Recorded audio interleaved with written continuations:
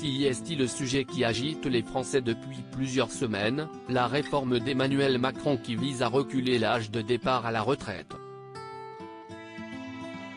Un sujet brûlant qui provoque de nombreux mouvements sociaux un peu partout dans le pays et qui est largement couvert par les médias.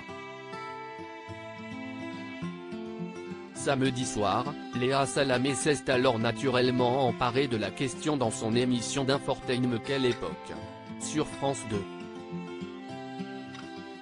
Pour en discuter, elle recevait la secrétaire d'État chargée de l'économie sociale et solidaire Marlène Schiappa, laquelle a dû faire face entre autres au duo des grandes gueules, RMC, Alain Marchal et Olivier Truchot.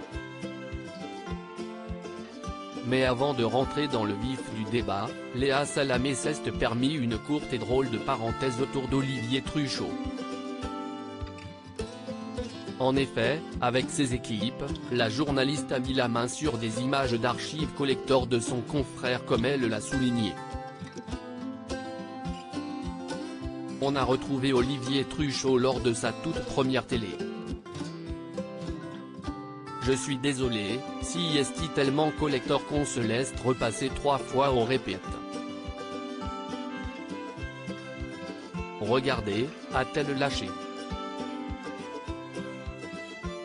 Si est magnifique et en effet, la séquence vaut le détour tant Olivier Truchot y apparaît méconnaissable. Tournée approximativement en 1994, elle met en scène le journaliste dans une voiture, doté alors de grandes lunettes sur le nez et les cheveux plus longs et bien noirs, et en train de couvrir des bouchons pendant les grandes vacances. À l'époque, il travaillait pour la radio Autoroute FM et ce reportage avait été diffusé dans le JT de 20h de France 2.